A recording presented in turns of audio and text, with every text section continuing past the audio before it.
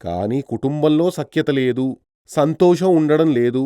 దీనంతటికీ కారణం ముందుగా మీరు మీ యొక్క నాలుకకి మీరు మొగైనా, ఆడైనా సరే మీ నాలుకకి తాళం వేయాలి.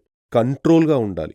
మాటలు కంట్రోల్‌గా మాట్లాడాలి. దానిని ఒకే ఒక మార్గం ఏమిటంటే కోపం వచ్చినప్పుడు మాట్లాడకుండా ఉండాలి. అది కొంచెం కష్టమే. అందరి వల్ల కంట్రోల్ చేయడం వీలు కాదు. కోపం వచ్చినప్పుడు ఏం చెయ్యాలంటే ఒక నిర్ణయం తీసుకోవాలి. సొంతంగా ఒక డెసిషన్ తీసుకోవాలి. కోపం వస్తే నేను మాట్లాడను. ఆ సమయంలో భయంకరంగా కోపం వచ్చినా పళ్ళు బిగపెట్టుకుని 1, 2, 3, 4, 5, 6, 7, 8 అంటూ ఎంచుకుంటూ పోవాలి. ఒక 50 వరకు వెళ్ళండి. మళ్ళీ అక్కడ నుండి క్రిందికి రండి. ఖచ్చితంగా ఇలా చేసి చూడండి కోపం వచ్చినప్పుడు.